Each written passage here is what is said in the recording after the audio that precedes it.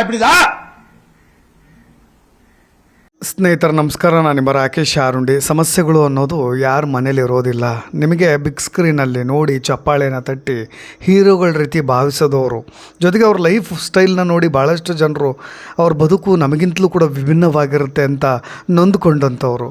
ನೋಡಿ, ಇವತ್ತು ಇಷ್ಟು ದಿನ ತಮ್ಮೆಲ್ಲ ಕಷ್ಟ ನೋವನ್ನು ಜಯಂ ರವಿ ಅದುಮಿಟ್ಕೊಂಡಿದ್ರು. ಆದರೆ ಇವತ್ತು ಪ್ರೆಸ್ ಮೀಟ್ನಲ್ಲಿ ಅಕ್ರಮ ಸಂಬಂಧಗಳ ವಿಷಯವಾಗಿ, ತನ್ನ ಹೆಂಡತಿ ಬಿಟ್ಟು ಹೋಗಿರೋ ವಿಚಾರವಾಗಿ, ವಿಚ್ಛೇದನಕ್ಕೆ ಸಂಬಂಧಪಟ್ಟ ವಿಚಾರವಾಗಿ ನೋವನ್ನು ತೋಡ್ಕೊಂಡ್ರು. ಜೊತೆಗೆ ತನ್ನ ಪ್ರಾಣವನ್ನು ತಾನೇ ಕಳೆದುಕೊಳ್ಳಲಿಕ್ಕೆ ಮುಂದಾಗಿರ್ತಕ್ಕಂಥ ಅಚ್ಚರಿಯ ವಿಷಯಗಳನ್ನು ಹಂಚಿಕೊಂಡ್ರು. ಕೌಟುಂಬಿಕ ಜೀವನದಲ್ಲಿ ಆಗ್ತಾ ಇರ್ತಕ್ಕಂಥ ಏಳು ಬೀಳುಗಳ ಬಗ್ಗೆ ಕಣ್ಣೀರು ಇಟ್ಟುಬಿಟ್ರು.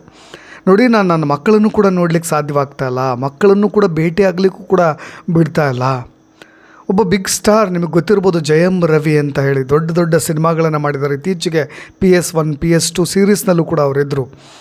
ಒಂದೇ ಒಂದು ಬ್ಯಾಂಕ್ ಅಕೌಂಟ್ ಕೂಡ ಅವ್ರಿಗೆ ಇಲ್ಲದಂತೆ ಅವರ ಪತ್ನಿ ಅವ್ರನ್ನ ಹೇಗೆ ಕಟ್ಟಿ ಹಾಕ್ಕೊಂಡಿದ್ದಾರೆ ಅಂತ, ಯಾರ ಮಾತುಗಳು ಸತ್ಯ ಯಾರ ಮಾತು ಸುಳ್ಳು ಅನ್ನೋದನ್ನು ಪಕ್ಕಕ್ಕಿಟ್ಟು ಮಾತನಾಡೋಣ. ಇವತ್ತು ಅವ್ರು ಮಾಡಿದಂಥ ಆರೋಪಗಳ ಬಗ್ಗೆ ಕಂಪ್ಲೀಟಾಗಿ ಹೇಳ್ತಾ ಹೋಗ್ತೀನಿ. ಜಯಂ ರವಿ ಅವರು ಇವತ್ತು ಪ್ರೆಸ್ ಮೀಟ್ನಲ್ಲಿ, ನಂದು ಒಂದೇ ಒಂದು ಬ್ಯಾಂಕ್ ಅಕೌಂಟ್ ಕೂಡ ಇಲ್ಲ, ಇರೋದು ಕೂಡ ಜಾಯಿಂಟ್ ಅಕೌಂಟ್, ನಾನು ಏನಾದರೂ ಸಂಪಾದಿಸಿರೋ ಹಣದಲ್ಲಿ ಅದನ್ನು ಖರ್ಚು ಮಾಡಲಿಕ್ಕೆ ಮುಂದಾದರೆ ₹100 ಬಿಡಿಸ್ಕೊಂಡ್ರೂ ಕೂಡ ತಕ್ಷಣಕ್ಕೆ ಅಲ್ಲಿಂದ ಫೋನ್ ಬರುತ್ತೆ ಅಂತ. ತಮಿಳು ಚಿತ್ರರಂಗದ ಜನಪ್ರಿಯ ನಟ ಜಯಂ ರವಿ ಅವರು ಸೂಪರ್ ಹಿಟ್ ಸಿನಿಮಾಗಳನ್ನು ಕೊಟ್ಟಿದ್ದಾರೆ. ಆದರೆ ಅವರ ವೈಯಕ್ತಿಕ ಬದುಕಿನಲ್ಲಿ ಅವರು ನೆಮ್ಮದಿಯ ಬದುಕನ್ನು ಕಂಡುಕೊಳ್ಳುವಲ್ಲಿ ವಿಫಲರಾಗಿಬಿಟ್ಟಿದ್ದಾರೆ. ಏಕಾಏಕಿಯಾಗಿ ತಕ್ಷಣಕ್ಕೆ ಇವತ್ತು ಪ್ರೆಸ್ ಮೀಟ್ ಮಾಡಿದ್ರು. ಅವರು ಅನುಭವಿಸ್ತಾ ಇರ್ತಕ್ಕಂಥ ಮಾನಸಿಕವಾದಂಥ ಹಿಂಸೆ, ಒತ್ತಡ, ಸಂಕಷ್ಟಗಳನ್ನು ಪತ್ರಕರ್ತರ ಮುಂದೆ ಹಂಚಿಕೊಂಡ್ರು. ನಿಮಗೆ ಅವರ ಪತ್ನಿಯ ಬಗ್ಗೆ ಹೇಳಿಬಿಡ್ತೀನಿ, ಏನಾಗಿದೆ ಅವ್ರ ಪರ್ಸ್ನಲ್ ಸಮಸ್ಯೆಗಳು ಅಂತ. ಜಯಂ ರವಿ ಅವರು ಜೂನ್ 4, 2009 ಮದುವೆ ಆಗಿದ್ದು. ಆರತಿ ರವಿ ಅನ್ನೋರನ್ನ ಅವರು ಮದುವೆ ಆಗ್ತಾರೆ. ಇಬ್ಬರು ಮುದ್ದಾದ ಮಕ್ಕಳು ಕೂಡ ಇದ್ದಾರೆ, ಆರವ್ ರವಿ ಮತ್ತು ಅಯಾನ್ ರವಿ ಅಂತ ಹೇಳಿ. 2024 ಜಯಂ ರವಿ ಅವರು 15 ವರ್ಷಗಳ ಸುಖವಾದಂಥ ದಾಂಪತ್ಯ ಜೀವನಕ್ಕೆ ಬ್ರೇಕನ್ನು ಹಾಕಿದ್ದು. ಅದಕ್ಕೆ ಕಾರಣ ಆರತಿ ರವಿ ಅವರೇ, ನಾವಿಬ್ಬರು ಕೂಡ ಬೇರ್ಪಡ್ತಾ ಇದ್ದೀವಿ, ಡಿವೋರ್ಸ್ ತೊಗೊಳ್ತಾ ಇದ್ದೀವಿ ಅಂತ ಎಕ್ಸ್ನಲ್ಲಿ ಒಂದು ಪೋಸ್ಟನ್ನು ಹಂಚಿಕೊಂಡಿದ್ದರು. ಅವರು ಹೀಗೆ ಬರ್ಕೊಂಡಿದ್ದರು. ಯಾಕೆಂದರೆ ಭಾಳಷ್ಟು ಚಿಂತನೆಗಳ ವಿಚಾರವಾಗಿ ಮತ್ತು ಚರ್ಚೆಗಳ ನಂತರ ಈ ಥರದೊಂದು ಡಿಸೈಡ್ ಮಾಡ್ಕೊಂಬಿಟ್ಟಿದ್ದೀನಿ ನಾನು. ನಾವೀಗ ಬ್ರೇಕಪ್ನ ಮಾಡ್ಕೊಳ್ತಾ ಇದ್ದೀವಿ. ಇದೇನು ಆತುರದಿಂದ ತೆಗೆದುಕೊಂಡಿಲ್ಲ, ನಾನು ಭಾಳಷ್ಟು ಸೂಕ್ಷ್ಮವಾಗಿ ಯೋಚನೆ ಮಾಡಿದ್ದೀನಿ. ವೈಯಕ್ತಿಕವಾದಂಥ ಸಮಸ್ಯೆಗಳಿಂದ ಈ ಥರದೊಂದು ಬಿರುಕು ಉಂಟಾಗಿದೆ. ಹಾಗಾಗಿ ಇಬ್ಬರಿಗೂ ಕೂಡ ಒಳ್ಳೆಯದು ಅಂತ ನಾನು ಭಾವಿಸ್ತಾ ಇದ್ದೀನಿ. ಅದಕ್ಕೋಸ್ಕರ ನಾವು ಡಿವೋರ್ಸ್ ತೆಗೆದುಕೊಳ್ತಾ ಇದ್ದೀವಿ ಅಂತ. ಕಷ್ಟದ ಸಮಯದಲ್ಲಿ ನಮ್ಮ ಫ್ಯಾಮಿಲಿ ಜೊತೆ ನೀವು ನಿಂತ್ಕೊಳ್ಳಿ, ಭಾಳಷ್ಟು ಗೌಪ್ಯತೆಯನ್ನು ನೀವು ಕೂಡ ಗೌರವಿಸಿ, ಇಲ್ಲ ಸಲ್ಲದ ಮಾತುಗಳನ್ನು ಆಡಬೇಡಿ, ಯಾವುದೇ ಊಹೆ ವದಂತಿಗಳು ಆರೋಪಗಳನ್ನು ಯಾರಾದರೂ ಮಾಡಿದ್ರೆ ಖಂಡಿತವಾಗೂ ತಡೆಯಿರಿ, ನಮ್ಮ ಖಾಸಗಿ ಜೀವನವನ್ನು ನೀವು ಕೂಡ ರೆಸ್ಪೆಕ್ಟ್ ಮಾಡಿ ಅಂತ. ಆದರೆ ಇವರಿಬ್ಬರ ಸುಖ ದಾಂಪತ್ಯದಲ್ಲಿ ಥರ್ಡ್ ಪರ್ಸನ್ ಯಾರ್ದಾದ್ರೂ ಎಂಟ್ರಿ ಆಯಿತಾ? ಅದಕ್ಕೆ ಪ್ರಮುಖವಾದಂಥ ಒಬ್ಬ ಗಾಯಕಿಯ ಹೆಸರು ಕೇಳಿಬಂತು. ನೋಡಿ, ಇವರು ದಾಂಪತ್ಯ ಜೀವನದಲ್ಲಿ ಸಮಸ್ಯೆ ಎದುರಿಸ್ತಾ ಇದ್ದಂಥ ಸಮಯ. ಹಾಗಾದರೆ ಇವ್ರ ಲೈಫ್ನಲ್ಲಿ ಏನಾಯಿತು ಅನ್ನೋದನ್ನು ಹೇಳ್ತಾ ಹೋಗ್ತೀನಿ. ನೋಡಿ, ಇದೇ ಜಯಂ ರವಿ ಅವರು ಒಬ್ಬ ಮನಃಶಾಸ್ತ್ರಜ್ಞೆ, ಆಧ್ಯಾತ್ಮಿಕ ಚಿಕಿತ್ಸಕಿ ಕೂಡ ಅವರು, ಮತ್ತು ಫೇಮಸ್ ಸಿಂಗರ್ ಕೂಡ ಹೌದು. ಕೆನಿಷಾ ಅನ್ನೋರ ಜೊತೆ ತುಂಬ ಕ್ಲೋಸ್ ಆಗಿದ್ದರಂತೆ. ಇತ್ತೀಚೆಗೆ ಆ ಥರದ ಚರ್ಚೆಗಳು ಸೋಷಿಯಲ್ ಮೀಡ್ಯಾದಲ್ಲಿ ಸಿಕ್ಕಾಪಟ್ಟೆ ಆಗ್ತಾಯಿತ್ತು. ಅದು ಯಾವ ಮಟ್ಟಕ್ಕೆ ಹೋಗ್ಬಿಡ್ತು ಅಂದರೆ, ಕನಿಷಾ ಮತ್ತು ರವಿ ಇವರಿಬ್ಬರ ಬಗ್ಗೆ ಭಾಳ ಟ್ರೋಲ್ಗಳು ಕೂಡ ಆಗಿಬಿಟ್ವು. ಒಂದು ರೀತಿಯಾಗಿ ಇವರು ಕೂಡ ಸೈಬರ್ ಬುಲಿಂಗ್ಗೆ ಒಳಗಾಗಿದ್ದರು ಅನ್ನೋ ಥರದ ಆರೋಪಗಳನ್ನು ಕೂಡ ಜಯಂ ರವಿ ಅವರು ಮಾಡಿದ್ರು. ಇದರಿಂದ ಬೇಸತ್ತಂಥ ಕೆನಿಷಾ ಅವರು ಒಂದು ವಿಡಿಯೋವನ್ನು ಕೂಡ ಮಾಡಿ ಚೆನ್ನೈ ತೊರಿತಾ ಇದ್ದೀನಿ ನಾನು ಅನ್ನೋ ರೀತಿಯಾಗಿ ಅವರು ಕೂಡ ಒಂದು ಸ್ಪಷ್ಟನೆಯನ್ನು ಕೊಟ್ಟರು. ಇದಾದ ನಂತರ ನನ್ನ ಜೀವನ ಸರಿ ಹೋಗುತ್ತೆ ಅಂತ ಭಾಳಷ್ಟು ಪ್ರಯತ್ನ ಪಟ್ಟರು ಅಂತ ಅನಿಸುತ್ತೆ ಜಯಂ ರವಿ ಅವರು. ಇವತ್ತು ಪ್ರೆಸ್ ಮೀಟ್ನಲ್ಲಿ ಕೂತ್ಕೊಂಡು ಗೋಳಾಡಿಬಿಟ್ರು. ಈ ಡಿವೋರ್ಸ್ ಕೇಸು ಶುರುವಾದ ನಂತರ ನನ್ನ ಮಕ್ಕಳನ್ನು ಕೂಡ ನೋಡ್ಲಿಕ್ಕೆ ಸಾಧ್ಯವಾಗ್ತಾ ಇಲ್ಲ, ಫೋನ್ ಕೂಡ ಮಾಡಲಿಕ್ಕೆ ಬಿಡ್ತಾ ಇಲ್ಲ, ಶಾಲೆಗೂ ಕೂಡ ಬಾಡಿಗಾರ್ಡ್ನ ಕಳಿಸ್ತಾರೆ, ನನ್ನ ಮಕ್ಕಳನ್ನು ಭೇಟಿ ಮಾಡಿದಂತೆ ಮಾಡಿಬಿಟ್ಟಿದ್ದಾರೆ, ನನ್ನ ಮಕ್ಕಳನ್ನು ನೋಡದೆ ಇರಲಿಕ್ಕೆ ಸಾಧ್ಯವಾಗ್ತಾ ಇಲ್ಲ. ಇದೇ ನೋವಿನಲ್ಲಿ ನಾನು ನನ್ನ ಪ್ರಾಣವನ್ನು ಕೂಡ ಕಳೆದುಕೊಳ್ಳಿಕ್ಕೆ ಪ್ರಯತ್ನ ಪಟ್ಟಿದ್ದೆ ಅಂತ ತನ್ನ ಕೈಗಳನ್ನು ಕೂಡ ತೋರಿಸ್ಕೊಂಡ್ರು, ಅದನ್ನು ಕತ್ತರಿಸಲಿಕ್ಕೆ ಕೂಡ ಪ್ರಯತ್ನ ಪಟ್ಟಿದ್ದನ್ನು. ಮತ್ತು ನನ್ನ ವೈವಾಹಿಕ ಜೀವನ ಚೆನ್ನಾಗಿದ್ದಿದ್ರೆ ಯಾಕೆ ಇಷ್ಟೆಲ್ಲ ಆಗ್ತಾಯಿತ್ತು, ನನಗೆ ನನ್ನ ಸಂಸಾರದಲ್ಲಿ ದ್ರೋಹ ಆಗಿಬಿಟ್ಟಿದೆ, ಎಲ್ಲವನ್ನೂ ಕೂಡ ಆರಂಭದಲ್ಲಿ ಸಹಿಸ್ಕೊಂಡೆ, ಇನ್ನು ಮುಂದೆ ಸಹಿಸ್ಕೊಳ್ಳಿಕ್ಕೆ ಆಗ್ತಾಯಿಲ್ಲ. ಪರಿಸ್ಥಿತಿ ಬಂದಾಗ ಇವತ್ತು ನಾನು ಹೊರಗೆ ಬಂದು ಅದನ್ನು ನಿಮ್ಮ ಮುಂದೆ ಹೇಳ್ಕೊಳ್ತಾ ಇದ್ದೀನಿ ಅಂತ. ನನ್ನ ಪರ್ಸ್ನಲ್ ಅಕೌಂಟ್ ನಂದು ಅದೀಗ ಜಾಯಿಂಟ್ ಅಕೌಂಟಾಗಿ ಬದಲಾಗ್ಬಿಟ್ಟಿದೆ. 100 ರೂಪಾಯಿ ಅಕೌಂಟ್ ಬಿಡಿಸೋದು ಕಷ್ಟ ಆಗಿಬಿಟ್ಟಿದೆ. ಕೋಟಿ ಕೋಟಿ ಹಣ ಸಂಪಾದನೆ ಮಾಡ್ತಾ ಇದ್ದಂಥವನು ನಾನೇ ದುಡಿದ ಹಣದಲ್ಲಿ ಸ್ವಲ್ಪ ಹಣ ಡ್ರಾ ಮಾಡಿದ್ರೂ ಕೂಡ ಇವತ್ತು ಪ್ರಶ್ನೆ ಕೇಳ್ತಕ್ಕಂಥ ಪರಿಸ್ಥಿತಿ ನಿರ್ಮಾಣವಾಗಿರೋದು. ಯಾಕೆಂದರೆ ಕೋರ್ಟ್ನಲ್ಲಿ ಕೇಸ್ ಇದ್ದಾಗ ಜಾಯಿಂಟ್ ಅಕೌಂಟ್ ಇದ್ದರೆ ನಿಮಗೆ ಗೊತ್ತಿರುತ್ತೆ ಈ ಕೇಸ್ ಮುಂದೆ ಅದರಿಂದ ಆಲಿಮನಿ ತೆಗೆದುಕೊಳ್ಳತಕ್ಕಂಥ ಪರಿಸ್ಥಿತಿ, ಅದಕ್ಕೆ ಪರಿಹಾರವನ್ನು ಕೂಡ ಮುಂದಾಗ್ತಕ್ಕಂಥ ಪತ್ನಿಯರು. ಹಾಗಾಗಿ ಈ ಥರದ ಲೆಕ್ಕಾಚಾರಗಳನ್ನು ಅವರು ಕೂಡ ಕೇಳಲಿಕ್ಕೆ ಮುಂದಾಗಿರ್ಬೋದು. ಬಟ್ ಜಯಮ್ ರವಿ ಅವರು ದ್ರೋಹ ಮಾಡಿದಾರಾ, ಯಾರು ದ್ರೋಹ ಮಾಡಿದಾರ ಅದು ಮುಂದಿನ ಪ್ರಶ್ನೆ. ಆದರೆ ಜಯಮ್ ರವಿ ಅವರು ಇನ್ನೊಂದು ಆರೋಪವನ್ನು ಕೂಡ ಅವರ ಪತ್ನಿಯ ವಿರುದ್ಧವಾಗಿ ಮಾಡಿದ್ರು. ಅವಳನ್ನು ಮದುವೆ ಆಗಬೇಡ ಅಂತ ಹೇಳಿ ನನ್ನ ಪೋಷಕರು ಭಾಳಷ್ಟು ಸರಿ ಹೇಳಿದರು, ಆದರೆ ನಾನು ಅವ್ರ ಮಾತನ್ನು ಕೇಳಲಿಲ್ಲ. ಈಗ ಸಿಕ್ಕಾಪಟ್ಟೆ ನೋವನ್ನು ಅನುಭವಿಸ್ತಾ ಇದ್ದೀನಿ ಅಂತ ತಮ್ಮ ನೋವನ್ನು ಕೂಡ ಹೊರ ಹಾಕ್ತಾ ಇದ್ದಿದ್ದು. ರವಿ ಮೋಹನ್ ಮತ್ತು ತಮ್ಮ ಮಕ್ಕಳು ಮತ್ತು ಕುಟುಂಬದ ಹಿತದೃಷ್ಟಿಯಿಂದ ಪತ್ನಿಯ ಕಿರುಕುಳವನ್ನು ಇಲ್ಲಿವರೆಗೂ ಕೂಡ ಅವ್ರು ಸಹಿಸ್ಕೊಂಡು ಬಂದ್ರಂತೆ, ಇಲ್ಲಿವರೆಗೂ ಕೂಡ ಮೌನವ ವಹಿಸಿದ್ರಂತೆ. ಆದರೆ ನಾನಿವತ್ತು ಸೈಲೆಂಟ್ ಆಗಿದ್ದೇ ಪಬ್ಲಿಕ್ನಲ್ಲಿ ಅದು ಬೇರೆ ರೀತಿಯಾಗಿ ಅರ್ಥ ಮಾಡ್ಕೊಳ್ತಾ ಇದ್ದಾರೆ. ಅದಕ್ಕೋಸ್ಕರವಾಗಿ ನಾನಿವತ್ತು ಬಂದು ಮಾತನಾಡ್ತಾ ಇದ್ದೀನಿ. ನನ್ನ ವೈಯಕ್ತಿಕ ಜೀವನ ಸರಿಯಾಗೋದ್ರವರೆಗೂ ಕೂಡ ನಾನು ಸಿನಿಮಾಗಳನ್ನು ಮಾಡೋದಿಲ್ಲ. ಮೊದಲು ಖಾಸಗಿ ವಿಷಯಗಳನ್ನು ಕ್ಲಿಯರ್ ಮಾಡ್ಕೊಳ್ತೀನಿ, ನಮ್ಮ ಪರ್ಸ್ನಲ್ ಲೈಫ್ ಸರಿ ಆಗಬೇಕು, ಅದಾದಮೇಲೆ ನಾನು ಸಿನಿಮಾ ಮಾಡ್ತೀನಿ. ಇನ್ನು ಮುಂದೆ ಯಾರಾದರೂ ನನ್ನ ಪರ್ಸ್ನಲ್ ಲೈಫ್ ಬಗ್ಗೆ ಕೆಣಕಲಿಕ್ಕೆ ಟ್ರೈ ಮಾಡಿದ್ರೆ ಮಾಡಿ ನೋಡಿ ನೀವು, ನಾನು ಈ ಕ್ಷೇತ್ರದಲ್ಲಿ 20 ವರ್ಷಗಳ ಕಾಲ ಶ್ರಮಪಟ್ಟು ಬೆಳೆದು ನಿಂತಿರೋದು ಅಂತ ಖಡಕ್ಕಾಗಿ ರಿಯಾಕ್ಟ್ ಕೂಡ ಮಾಡಿದ್ರು. ಯಾರೆಲ್ಲ ಅವ್ರಿಗೆ ಬೇಕಂತಲೇ ಟ್ರೋಲ್ ಮಾಡ್ತಾ ಇದ್ದಾರೋ ಅವ್ರ ವಿರುದ್ಧವಾಗಿ. ಮತ್ತು ಬಲವಂತವಾಗಿ ನನ್ನ ಮದುವೆ ನಡೆದಿದೆ, ಬೆದರಿಸಿ ಮದುವೆ ಮಾಡಿಕೊಂಡ್ರು ಅಂತಲೂ ಕೂಡ ಅವರು ಆರೋಪ ಮಾಡಿದ್ರು.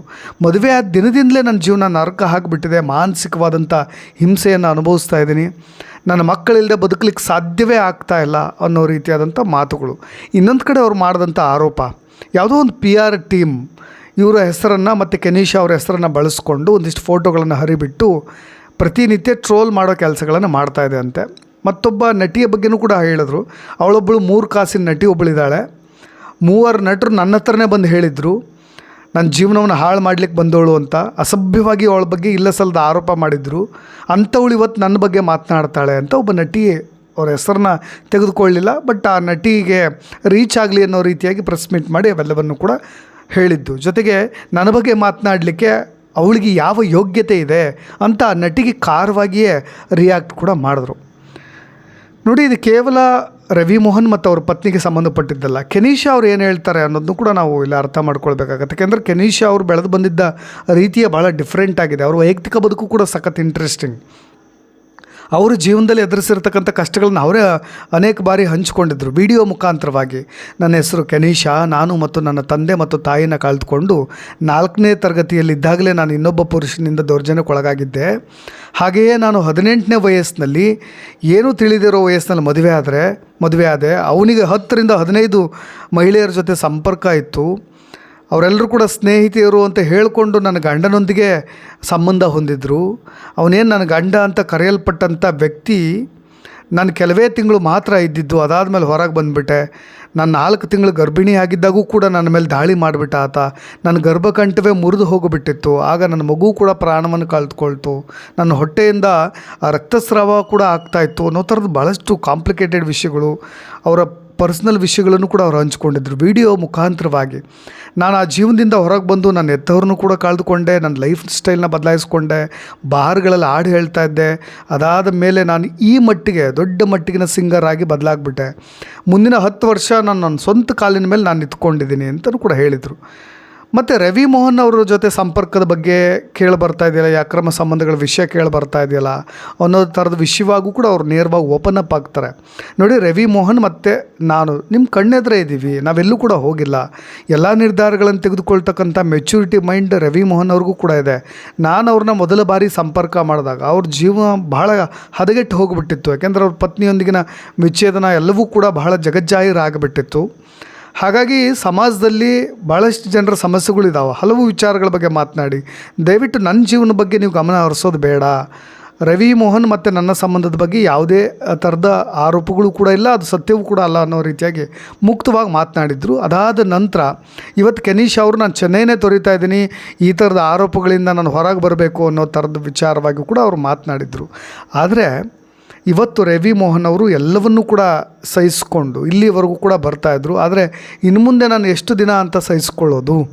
ಯಾರೆಲ್ಲರೂ ಕೂಡ ನಾನು ಉದ್ದೇಶಪೂರ್ವಕವಾಗಿ ನನ್ನ ಸಂಸಾರವನ್ನು ಹಾಳು ಮಾಡಿದ್ರೋ, ಜೊತೆಗೆ ನನ್ನ ಭವಿಷ್ಯವನ್ನು ನಾನು ಕಟ್ಕೊಳ್ಳೋಣ ಅನ್ನೋ ರೀತಿಯಾಗಿದ್ದಾಗಲೂ ಕೂಡ ಉದ್ದೇಶಪೂರ್ವಕವಾಗಿ ಸೋಷಿಯಲ್ ಮೀಡಿಯಾದಲ್ಲಿ ಕೆನಿಷಾ ಜೊತೆಗಿನ ಫೋಟೋಗಳನ್ನು ವೈರಲ್ ಮಾಡೋದು, ಇಲ್ಲ ಸಲ್ಲದ ಆರೋಪಗಳನ್ನು ಮಾಡೋದು, ಅದು ನನ್ನ ಪತ್ನಿಯೊಂದಿಗಿನ ಸಂಬಂಧವನ್ನು ಹಾಳು ಮಾಡ್ತಾಯಿದೆ. ಅಟ್ಲೀಸ್ಟ್ ನಾನು ವಿಚ್ಛೇದನದಿಂದ ಹೊರಗೆ ಬರಬೇಕು, ಆದರೆ ವಿಚ್ಛೇದನದಿಂದ ಹೊರಗೆ ಬರಲಿಕ್ಕೂ ಕೂಡ ಸಾಧ್ಯವಾಗ್ತಾ ಇಲ್ಲ. ಯಾಕೆಂದರೆ ನನಗೆ ಪ್ರತಿಯೊಂದು ವಿಚಾರದಲ್ಲೂ, ಹಣಕಾಸಿನ ವಿಚಾರದಲ್ಲೂ ಅವಳು ನನ್ನನ್ನು ಕಂಟ್ರೋಲ್ ಮಾಡ್ತಾ ಇದ್ದಾಳೆ.